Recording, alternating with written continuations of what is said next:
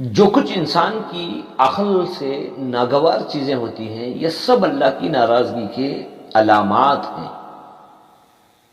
اللہ کے غصے کو ٹھنڈا کرو۔ کیسے؟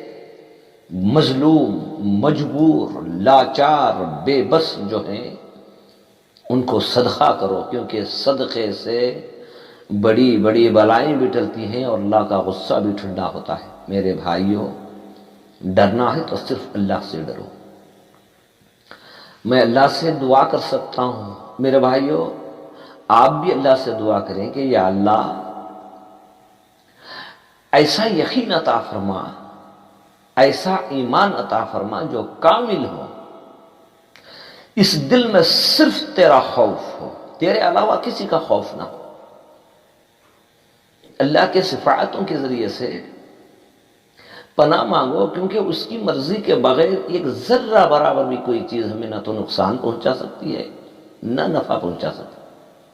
شیء، ذرہ برابر بھی شیء، ایک شے۔ اور اللہ تعالیٰ ہر چیز کو یا وہ آسمانوں میں ہو یا وہ زمینوں میں ہو اسے دیکھ رہا ہے اور اسے سن بھی رہا ہے۔ اب اللہ تعالیٰ ہماری دل میں جو ہلچل چل رہی ہے اسے بھی دیکھ رہا ہے، جو زبان سے نکل رہے ہیں اسے بھی دیکھ رہا ہے اور سن بھی رہا ہے۔ وہ السمیع العلیم، وہ سنتا بھی ہے، وہ جانتا بھی ہے۔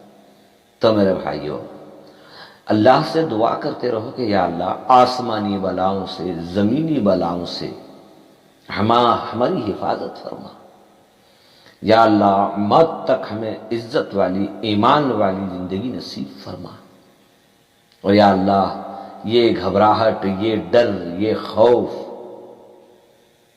یہ سب کچھ نہیں کر سکتا، یہ کہ وہمیات ہے، یہ وہم ہے۔ ہاں حق ہے، اگر اللہ نے چاہا تو کچھ لمحوں میں دنیا کو تباہ و تاراج کر دے، یہ اس کا کھلونا ہے، یہ اس کی شے ہے، یہ اس کے اختیار میں ہے، ہوائیں اس کے اختیار میں ہے۔ آسمان کو کسی نے کوئی کھوٹا نہیں لگایا ہے، وہ کھڑا ہے اللہ کے حکم سے۔ ہو سکے کہ وہ ہمارے اوپر گر جائے، کوئی شک نہیں ہے۔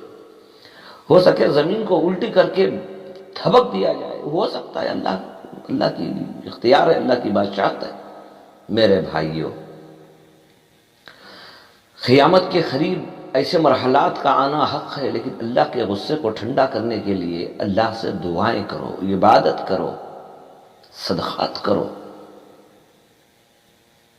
کسی نہ کسی کی دعا میں کوئی تو ایسا اثر ہوگا جس کے ذریعے سے اللہ تعالیٰ ایسی بلائیں، مصیبتوں سے ہماری حفاظت کرے۔